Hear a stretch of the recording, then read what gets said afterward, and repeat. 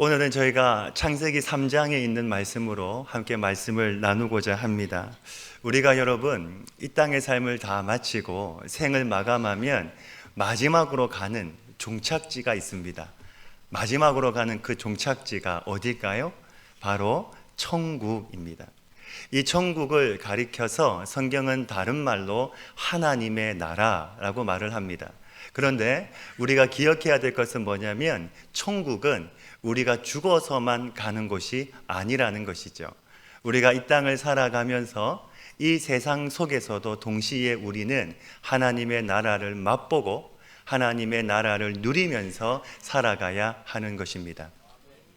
즉 하나님의 나라는 무엇입니까? 하나님이 계시고 하나님이 다스리시고 하나님의 통치가 이루어지는 것이 바로 하나님의 나라입니다. 우리가 성경을 볼 때 성경 안에는 여러 가지의 주제가 있는데 그 중에 가장 중요한 것, 성경 전체를 감싸고 있는 것이 있다면 그것이 바로 하나님의 나라입니다. 오늘 저와 여러분의 삶에도 하나님이 계시고 하나님이 통치하시고 하나님이 다스리고 계신다면 우리의 삶이 바로 뭐가 되는 것입니까? 하나님의 나라, 즉 천국이 되는 것이죠. 우리의 가정도 마찬가지입니다. 내 가정에 하나님이 계시고 하나님이 다스리시고 통치하고 계신다면 내 가정 또한 천국이 되는 줄로 믿습니다. 내가 아무리 좋은 환경, 좋은 집에 내가 거하지 않더라도 내가 세상적으로 보았을 때에 세상 가운데 내가 성공하지 못할지라도 내 가정 가운데 하나님이 계시면, 하나님이 거하고 계시면, 하나님이 통치하시고 하나님이 다스리고 계시면 우리의 가정이 바로 천국이 되는 것이죠. 소망하기는 우리 모든 성도님들의 삶과 가정이 이 땅에서 천국을 이룰 수 있는 복된 삶이 다 되시기를 주님의 이름으로 축복합니다. 성경은 우리에게 하나님께서 친히 하나님의 나라를 어떻게 건설하셨고 또 어떻게 그 나라를 이루어 가셨는지에 대해서 여러 가지로 말씀을 하고 있는데 오늘은 그 중에서 첫 번째라고 할 수 있는 창조 사건과 원시 복음을 가지고 하나님께서 어떻게 하나님의 나라를 이루어 가셨는지에 대해서 함께 말씀을 나누고자 합니다. 우리가 일반적으로 성경을 볼 때 창세기는 크게 두 부분으로 나눌 수가 있습니다. 첫 번째는 1장부터 11장이고 그 다음은 12장부터 50장까지로 나눌 수가 있습니다.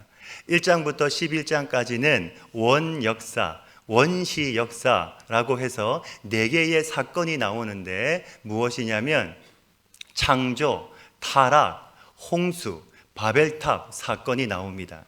12장부터 마지막 50장까지는 족장 역사라고 해서 4명의 족장이 나오는데 누굴까요? 바로 아브라함과 이삭과 야곱과 요셉을 중심으로 족장의 이야기가 진행이 되고 있습니다. 자, 그런데 우리가 성경을 조금 더 깊이 살펴보면 성경을 나눌 때 이 외에도 1장과 2장 또 3장부터 마지막 50장까지가 아니라 요한계시록까지의 전체 역사로 우리가 성경을 나눌 수 있습니다. 왜냐하면 창세기 1장과 2장에는 어떤 사건이 나오냐면 창조 사건이 나옵니다. 그 다음 3장 이후부터는 전부 다 구속에 대한 내용이 나오고 있기 때문입니다. 즉 이 말은 창세기 1장과 2장이 그만큼 중요하다는 것이죠. 1장에는 어떤 내용이 나오고 있습니까? 하나님께서 말씀으로 이 세상을 창조하신 내용이 나오는데 이 내용을 통해서 우리가 알 수 있는 것이 무엇이냐면 하나님은 무에서 유를 창조하셨다는 겁니다. 즉 이 땅에 있는 모든 것은 다 하나님이 만드셨다는 것이죠. 물질의 개념도 그렇고 시간의 개념도 그렇고 공간의 개념도 그렇고 전부 다 하나님이 만드셨습니다. 그 다음에 하나님이 또 하나 더 만드신 것이 있는데 그게 무엇이냐면 바로 하나님이 질서를 만드셨습니다. 왜 이게 중요하냐면 하나님이 세상을 만드셨을 때 이 온 땅은 원래 다 하나님의 성전이었습니다. 하나님의 나라였고 하나님의 통치가 이루어지고 있는 하나님의 왕국이었습니다. 이 사실을 어떻게 알 수 있냐면 1장 1절의 말씀을 보시면 시작이 이렇게 되고 있습니다. 태초에 하나님이 천지를 창조하시니라.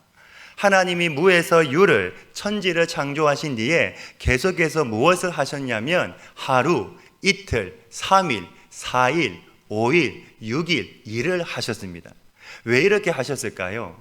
하나님은 전능하시기 때문에 그냥 말씀만 하셔도 그 말씀에 힘이 있고 권능이 있고 능력이 있기 때문에 충분히 하나님의 말씀을 통해서도 세상을 다 창조하실 수 있음에도 불구하고 하나님은 그렇게 하지 않으시고 6일 동안 하나님은 차근차근 세상을 다 직접 만드셨다는 것이죠.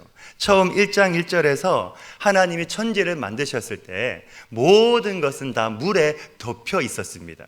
2절에 보시면 이것을 가리켜서 혼돈 또는 기품이라고 설명을 하고 있는데 2절 말씀을 보시면 땅이 혼돈하고 공허하며 흑암이 깊음 위에 있고 라고 말씀을 합니다. 그 다음에 하나님께서 3절부터는 하나님이 직접 말씀하신 것에 질서를 부여해 가시는 겁니다. 첫째 날에 하나님이 빛을 만드시고 그 빛과 어둠을 구별하시는 질서를 부여하시고 둘째 날에는 물을 윗물과 아랫물로 나누시는 질서를 부여하시고 셋째 날에는 아랫물을 가지고 야 너희들 한쪽으로 다 모여라 바다를 만드시고 또 땅에는 여러 가지의 식물들을 만드셨습니다. 이처럼 하나님은 친히 천지를 창조하시고 만드신 것의 질서를 직접 부여해 가시면서 마지막 날의 클라이막스로 사람을 만드셨습니다.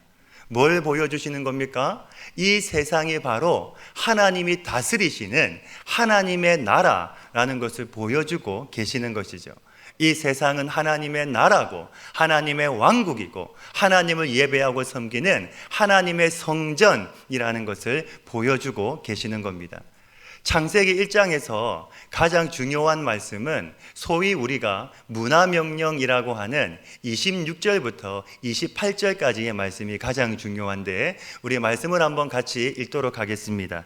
1장 26절부터 28절까지 말씀입니다. 시작. 하나님이 이르시되 우리의 형상을 따라 우리의 모양대로 우리가 사람을 만들고 그들로 바다의 물고기와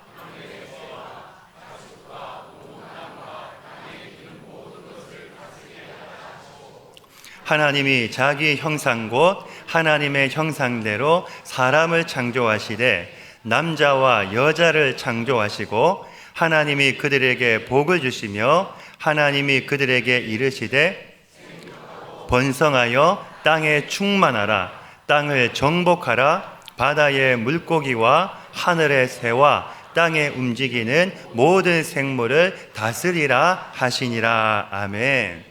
말씀을 잘 보시면 하나님께서 사람을 만드실 때 무엇을 따라 만드셨다고 되어 있습니까? 하나님의 형상을 따라 하나님의 모양대로 사람을 만드셨다라고 되어 있습니다. 우리가 이 말씀을 잘못 이해하면 이렇게 이해할 수 있습니다.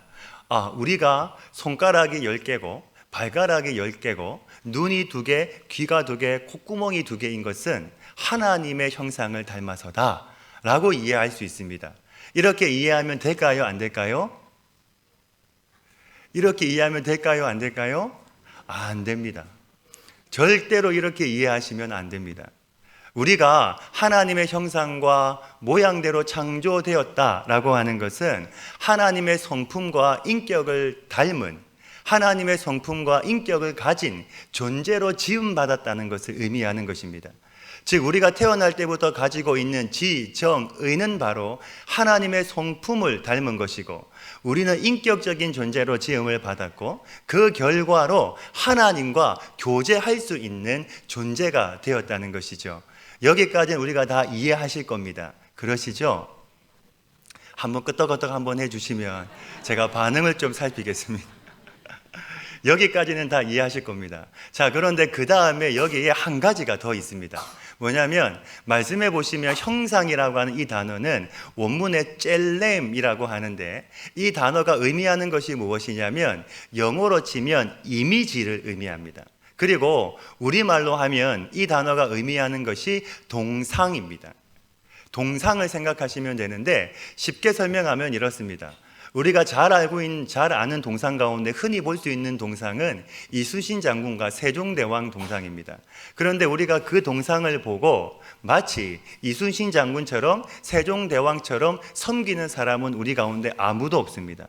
그런데 당시의 고대 사람들은 우리의 생각과는 달리 어떤 상을 하나 만들면 그 상이 바로 그 사람 자체였습니다. 그래서 다니엘의 세 친구가 느부갓네살의 신상 앞에 절을 안 한 것은 신상 앞에 절을 안 한 것이 아니라 누구 앞에 절을 안 한 것입니까? 느부갓네살 왕 앞에 절을 안 한 것입니다. 이해가 되시죠? 이처럼 하나님께서 세상을 창조하시고 그 세상의 질서를 부여하시고 이 모든 것이 다 내가 다스리는 이 모든 것의 왕은 바로 나다 말씀하시고 천지는 나의 성전이시고 그리고 여기가 나의 왕국이라고 말씀을 하시면서 하나님께서 마지막에 누굴 만드셨냐면 사람을 만드시고 이들이 바로 나의 형상이다 선언하신 것입니다. 즉 사람이 무엇이라는 것입니까? 하나님의 통치자요 하나님의 대리자라는 것이죠. 하나님은 왕이시고 이 세상을 통치하시는 주권자신데 그 권세를 누구에게 주셨습니까? 바로 사람에게 그 권세를 위탁하셨다는 거죠. 원래 주인은 하나님이신데 하나님을 사람으로 하여금 이 세상을 통치하고 이 세상을 다스리고 이 세상을 이끌어갈 수 있도록 하나님께서 그 권세와 그 능력과 그 권한을 하나님께서 사람에게 부여하셨다라는 것입니다. 오늘 우리의 인생도 마찬가지입니다. 하나님이 나를 무엇으로 만드셨습니까? 하나님의 형상으로 하나님의 모양으로 나를 만드셨습니다. 이것이 뭘 의미하냐면 하나님이 나를 통해서 하나님의 통치가 이 땅 가운데 내 삶과 내 가정과 내 직장과 내 교회 가운데 실현될 수 있도록 하나님이 나를 창조하셨다라는 것이죠. 우리는 여러분 무의미한 인생을 사는 사람들이 아닙니다. 목적 없이 그냥 흘러가는 대로 사는 사람들이 아닙니다. 시간이 주어졌기 때문에 그냥 사는 사람들이 아닙니다. 우리가 태어난 것은, 우리가 숨을 쉬며 사는 것은 하나님이 나에게 맡겨주신 삶과 일과 가정을 통해서 하나님의 나라가 이 땅 가운데 이루어질 수 있도록, 하나님의 뜻이, 하나님의 통치가 이 땅 가운데 이루어질 수 있도록 하나님이 나를 창조하신 것이고 내가 필요해서 하나님이 나를 만드셨다는 것입니다. 이 사실을 믿으실 수 있기를 간절히 바랍니다. 이게 1장에서 말씀하고 있는 내용이고 1장을 통해서 내가 누구인가를 보여주시는 거죠. 우리가 누굽니까? 하나님의 형상대로 지음받은 하나님의 통치자요 하나님의 대리자요 뿐만 아니라 만물을 충만케 하는 하나님의 사명을 받은 하나님의 사람들인 줄로 믿습니다. 이 사실을 믿음으로 받는 우리 모든 성도님들 다 되시기를 주님의 이름으로 축복합니다. 우리 가운데는 그 어떤 사람도 하찮은 사람이 없습니다. 우리 가운데는 그냥 태어난 사람이 없습니다. 다 하나님의 의도가 있고 하나님의 목적이 있고 내가 숨을 쉬고 내가 살아가는 것은 내가 지금도 하나님을 예배하며 사는 것은 하나님이 이 땅 가운데 내가 필요해서 내가 꼭 필요해서 하나님이 우리를 만드셨다는 사실입니다. 이 사실을 창세기 1장은 우리에게 말씀을 해주고 있는 것이죠. 이제 2장으로 넘어가면 여러분 2장의 내용을 간단하게 핵심만 좀 살펴보면 2장에는 에덴 동산이 나옵니다. 1장에서 하나님께서 모든 것을 다 만들어 놓으시고 난 다음에 아직 하실 일이 조금 더 남아 있었습니다. 그게 바로 에덴 동산인데 하나님은 에덴 동산을 만드시고 그 가운데 선악과를 두시고 이 나무의 열매는 먹지 말라고 말씀하시면서 하나님께 순종하게 하셨습니다. 2장의 내용의 핵심은 바로 사람이 아직도 하나님을 왕으로 인정하고 있느냐입니다. 여러분, 이때에 하나님의 천지를 창조하셨을 때에 왕은 누굽니까? 하나님이 왕이십니다. 그런데 하나님은 그 권세를 누구에게 주셨습니까? 사람에게 주셨습니다. 그러면 누가 왕입니까? 하나님이 왕입니까? 사람이 왕입니까? 하나님이 왕입니다. 하나님은 이 관계를 통해서 창조주와 피조물의 관계를 통해서 하나님의 나라가 에덴 동산 가운데 온전하게 만들어지기를 하나님은 원하셨던 겁니다. 그런데 문제는 거기에서부터 불순종이 일어나게 된 것이죠. 만약에 에덴 동산에서 온전히 순종했다면 온 세상은 다 하나님의 왕국이 되었을 겁니다. 그런데 거기에서 불순종이 일어나면서 3장으로 넘어가게 되는데 3장의 내용은 타락 사건이고 그 핵심이 바로 오늘 우리가 읽은 15절과 16절의 말씀입니다. 이것을 가리켜서 원복음, 원시복음이라고 이야기를 합니다. 우리 15절의 말씀을 같이 한 번만 다시 읽겠습니다. 15절입니다. 시작. 내가 너로 원수가 되게 하고 내 후손도 여자의 후손과 원수가 되게 하리니 여자의 후손은 내 머리를 상하게 할 것이요 너는 그의 발꿈치를 상하게 할 것이니라 하시고. 아멘. 이 말씀의 배경이 되는 말씀이 2장 16절과 17절의 말씀입니다. 말씀을 한번 보시면 이렇게 되어 있습니다. 여호와 하나님이 그 사람에게 명하여 이르시되 동상 각종 나무의 열매는 내가 임의로 먹되 선악을 알게 하는 나무의 열매는 먹지 말라. 내가 먹는 날에는 반드시 죽으리라 하시니라. 아멘. 말씀 끝에 보시면 내가 먹는 날에는 반드시 죽으리라 말씀을 하고 있는데 옛날 성경에는 정령 죽으리라고 되어 있습니다. 여기서 죽는다는 것은 우리가 알다시피 육체적인 죽음만을 의미하는 것이 아니고 영적인 죽음, 하나님의 심판도 함께 의미합니다. 자, 그러면 여러분 이때 하나님께서 어떻게 하시면 됩니까? 하나님께서 선악과를 만드시고 이 선악과의 나무의 열매는 네가 먹으면 안 된다, 먹으면 네가 반드시 죽는다 라고 말씀을 했는데 아담과 하와가 불순종했습니다. 그러면 하나님께서 어떻게 하시면 됩니까? 정령 죽으리라 말씀하셨으니까 그냥 죽이면 끝나는 겁니다. 그런데 하나님은 어떻게 하시냐면 오히려 말씀이 깁니다. 자꾸 말씀을 하십니다. 그냥 혼내고 딱 끝내면 되는데 하나님은 그렇게 하지 않으시고 자꾸 말씀을 이어가십니다. 왜일까요? 왜 하나님께서 심판하지 않으시고 네가 죽는다, 정령 죽으리라 말씀하셨으면 그냥 죽이고 끝내면 되는데 하나님은 그렇게 하지 않으시고 계속해서 말씀을 이어가시는 이유가 무엇일까요? 바로 하나님은 한번 창조하시고 한번 뜻을 세우신 것에 대해서는 절대로 실패하지 않으시기 때문입니다. 여러분, 성경의 역사는 사람은 실패하지만 하나님은 실패하지 않으신다는 겁니다. 아멘이십니까? 사람은 실패할 수 있습니다. 사람은 넘어지고 좌절하고 도망갈 수 있습니다. 하지만 하나님은 절대로 실패하지 않으시는 줄 믿습니다. 아담과 하와가 실패했습니다. 아담과 하와가 불순종했습니다. 그런데 하나님께서 15절에 이렇게 말씀하시는 겁니다. 15절 말씀을 다시 한번 보시면 내가 너로 여자와 원수가 되게 하고 내 후손도 여자의 후손과 원수가 되게 하리니 여자의 후손은 내 머리를 상하게 할 것이요 너는 그의 발꿈치를 상하게 할 것이니라 하시고. 아멘. 말씀을 보시면 지금 여자의 후손이 나오고 뱀이 나오는데요, 이 뱀이 여자의 후손의 발꿈치를 상하게 할 것이고 여자의 후손은 뱀의 머리를 상하게 할 것이라 말씀을 합니다. 자, 그러면 누가 이긴 겁니까? 여러분, 뱀과 여자의 후손이 지금 싸운 겁니다. 그러면 누가 이긴 겁니까? 여자의 후손이 이긴 겁니다. 물론 상처를 받기는 했지만 머리를 상하게 했기 때문에 이것은 뭘 의미하냐면 그냥 밟은 것이 아니라 완전히 밟았다는 것을 의미하는 겁니다. 완전히 완벽하게 승리했다는 것을 의미하는 것이죠. 자, 그런데 말씀을 한번 천천히 읽어보시면 좀 이상한 면이 있습니다. 그게 뭐냐면 여러분, 원래는 심판이 누구에게 내려져야 됩니까? 지금 심판이 누구에게 내려진 겁니까? 뱀에게 내려졌습니다. 원래 심판은 누가 받아야 됩니까? 아담과 하와가 받아야죠.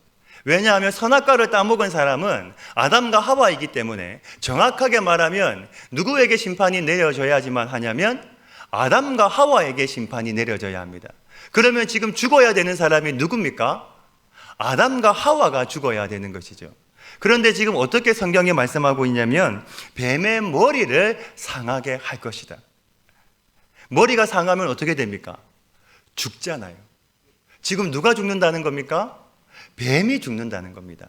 그리고 또 말씀을 보시면 내가 너로 여자와 원수가 되게 하고, 여기서 너는 뱀을 가리키는데 즉 뱀으로 하여금 여자와 원수가 되게 하겠다 말씀하시는 겁니다. 지금 말씀해 보시면 내 존재가 나옵니다. 하나님이 계시고 아담이 있고 하와가 있고 뱀이 있습니다.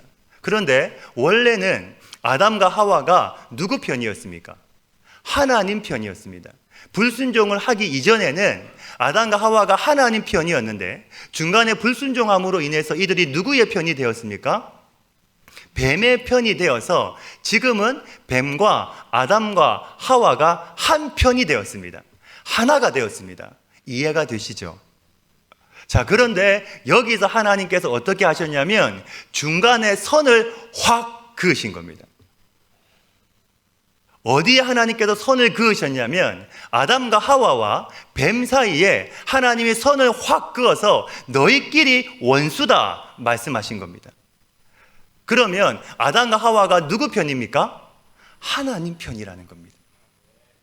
죽어야 되는데 정령 죽으리라 말씀하셨는데 그게 아니라 너는 내 것이다 말씀하시고 대신에 내가 누구를 보내겠다고 말씀하시냐면 여자의 후손이 와서 내가 대신 뱀을 심판하겠다 말씀하시는 겁니다.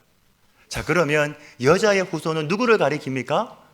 예수님을 가리키는 겁니다. 예수님이 인간의 몸을 입고 이 땅에 오셔서 33년을 사시고 십자가에 죽으시고 부활하심으로 말미암아 죄와 사망의 권세를 이기셨다는 것이죠. 죽을 수밖에 없는 우리가, 하나님과 원수되었던 우리가 예수님의 십자가의 은혜로 말미암아 하나님의 편이 되었고 하나님의 자녀가 되어서 그러므로 말미암아 우리가 무엇이 되었다는 겁니까? 하나님의 은혜를 누리고 그 하나님의 사랑과 은혜와 보호하심을 우리가 받게 되었다는 것입니다. 예수님으로 말미암아 닫혔던 구원의 문이 활짝 열려지게 되었다는 것이죠. 오늘 이 은혜로 말미암아 아무 자격도 없는 우리가 죽을 수밖에 없고 심판받을 수밖에 없는 우리가 하나님의 자녀가 된 줄로 믿습니다. 이것이 3장에서 말씀하고 있는 내용이고 이 내용 전체가 바로 성경 전체의 내용이기도 합니다. 3장에 보시면 한 가지의 의미가 더 있는데 여러분, 무엇이냐면 3장에서 말하고 있는 여자는 하와를 가리키고 여자의 후손은 예수님을 가리킵니다. 예수님 외에는 여자의 후손이 없습니다. 예수님으로 말미암아 모든 것이 완성되고 모든 것이 종결되었습니다. 자, 그런데 중요한 것은 뭐냐면 여자의 후손인 예수님에게까지 가는 데 있어서 중간에 하와의 후손들이 많이 있었다는 것이죠. 물론 이들은 다 구원자가 아닙니다. 하지만 이들을 통해서 어디까지 가는 겁니까? 장차 오실 예수님에게까지 흘러가는 도구, 통로가 된다는 것이죠. 그래서 5장에 보시면 어떤 내용이 나오냐면 족보 이야기가 그래서 나오는 것입니다. 낳고가 이어지는데 어디까지 이어집니까? 장차 오실 예수님에게까지 이어지고 흘러가야 되는 것입니다. 그 내용의 첫 번째가 바로 4장에 나오는 가인과 아벨의 사건입니다. 아담이 에덴 동산에서 쫓겨난 뒤에 가인과 아벨을 낳습니다. 그런데 이 가인이 하나님께서 자신의 제사는 받지 않으시고 아벨의 제사만 받으시는 것을 통해서 화가 나서 동생을 아벨을 돌로 쳐 죽였습니다. 이 사건으로 인해서 여자의 후손이 끊어질 것 같았는데, 왜냐하면 가인과 아벨밖에는 없었는데 가인은 하나님의 은혜에서 외면을 당했기 때문에 아벨을 통해서 하나님의 그 후손이 이어져 가야 되는데 아벨이 죽음으로 인해서 여자의 후손이 끊어질 것 같았는데 하나님께서 이 여자의 후손을 또 어떻게 이어가시냐면 4장 25절에 보시면 이렇게 말씀을 하고 있습니다. 우리 같이 한번 읽겠습니다. 4장 25절입니다. 시작. 아담이 다시 자기 아내와 동침함에 그가 아들을 낳아 그의 이름을 셋이라 하였으니 이는 하나님이 내게 가인이 죽인 아벨 대신에 다른 씨를 주셨다 함이며. 아멘. 하나님이 죽은 아벨 대신에 다른 씨로 누구를 주셨습니까? 셋을 주셨습니다. 여기서 씨가 어떤 단어냐면 3장 15절에 나오는 후손과 같은 단어입니다. 지금 하나님이 뭘 이어가고 계시는 겁니까? 3장에서 약속하셨던 여자의 후손에 대한 그 약속을 하나님께서 계속해서 이어가고 계시는 겁니다. 하나님께 불순종했는데, 심판받아야 되는데, 죽어야 되는데 하나님은 그렇게 하지 않으시고 그 앞에 선을 확 그어서 너는 내 것이라 말씀하시고 여자의 후손이 와서 내가 모든 것을 새롭게 할 것이다 말씀하시는 것이죠.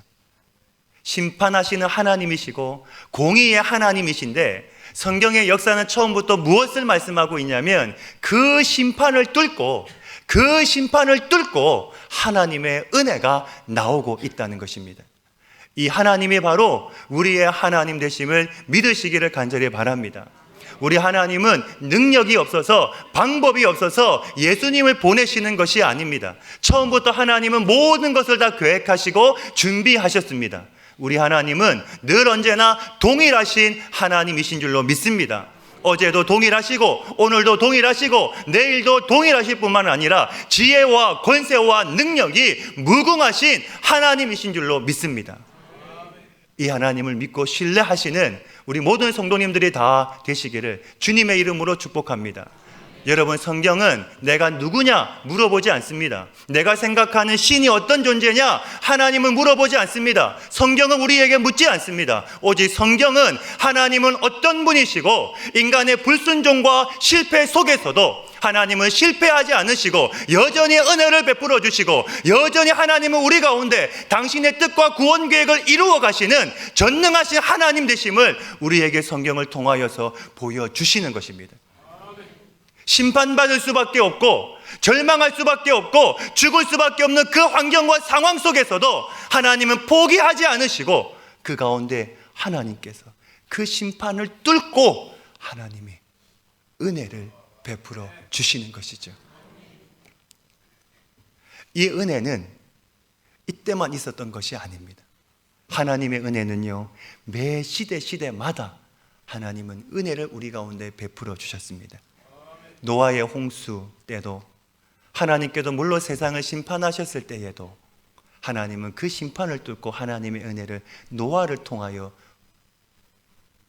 베풀어 주셨습니다. 11장에서 사람들이 바벨탑을 쌓았을 때도 마찬가지였습니다.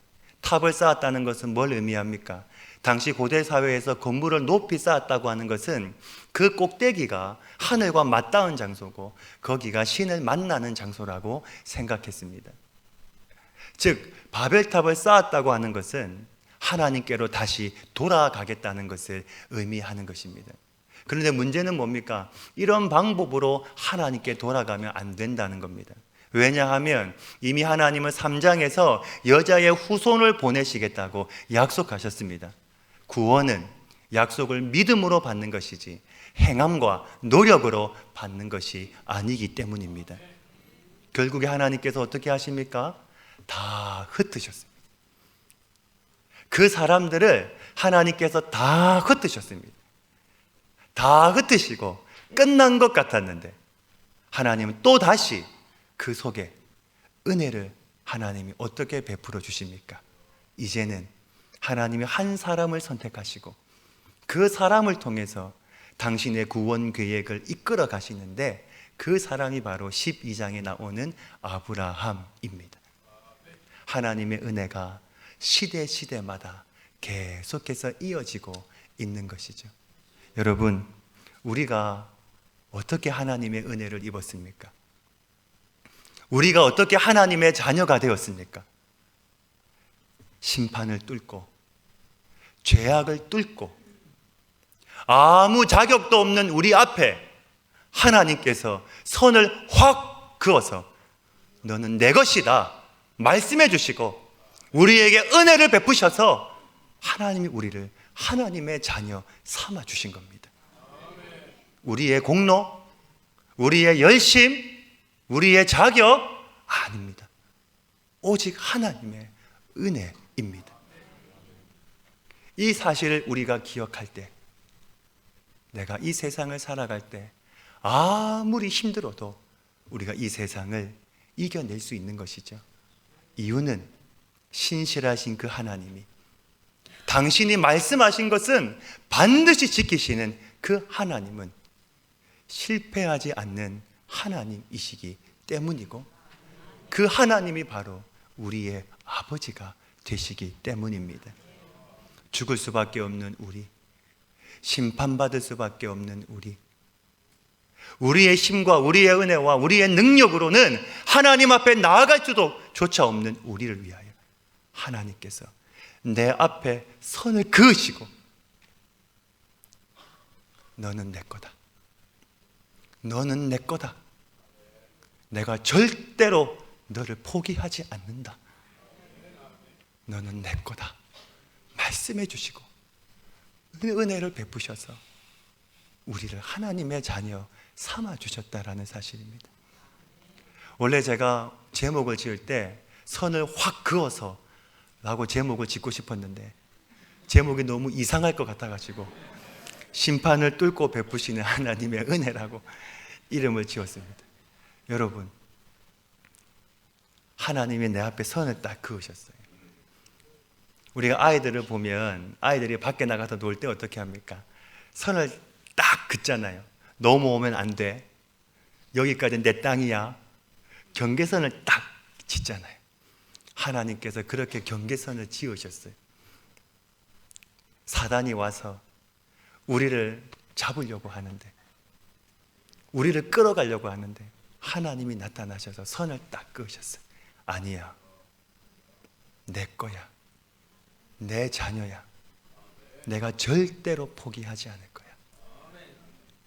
그리고 예수님을 보내셔서 그분이 십자가에 죽으시고 그 십자가에서 흘리신 그 물과 피로 말미암아 우리를 하나님의 자녀, 봐, 내 거잖아, 하나님이 우리에게 말씀해 주셨다는 사실입니다. 여러분, 이 은혜가 얼마나 큽니까? 이 은혜가 얼마나 귀합니까? 그래서 성경은 말씀하는 겁니다. 하나님의 형상대로, 하나님의 모양대로 창조한 내 사람이다, 하나님이 우리에게 말씀해 주시는 것이죠. 여러분, 이 은혜를 가지고 날마다 하나님의 은혜 가운데 믿음 안에 살아가실 수 있는 우리 모든 성도님들 다 되시기를 주님의 이름으로 축복합니다. 이 은혜와 함께 하나님이 우리에게 요구하시는 것이 한 가지가 더 있습니다. 이제는 이 은혜를 다른 사람에게 전하라는 것입니다. 내가 하나님의 자녀가 된 것은 나만 구원받고 나만 천국 가는 것이 아니라 이때를 위함이라는 것이죠. 에스더가 왕후가 되었을 때에, 자기 민족이 위험에 처했을 때에 삼촌이 모르드게가 찾아와서 이렇게 말을 합니다. 우리 에스더 4장 14절 말씀인데 한번 같이 읽겠습니다. 시작. 이때에 내가 많이 잠잠하여 말이 없으면 유다인은 다른 데로 말미암아 노임과 구원을 얻으려니와 너와 내 아버지 집은 멸망하리라. 내가 왕후의 자리를 얻은 것이 이때를 위함이 아닌지 누가 알겠느냐 하니. 아멘. 뭘 말씀합니까? 네가 왕후가 된 것은 이때를 위함이라는 것입니다. 우리가 은혜를 받은 것도, 내가 하나님의 자녀가 된 것도, 내가 구원받은 것도 무엇 때문입니까? 이때를 위함이라는 것입니다. 내 주변에, 내 가족 가운데 아직도 하나님을 알지 못하고 심판 가운데 머물러 있는 사람들이 있습니까? 이제는 우리가 하나님 앞으로 인도해야죠.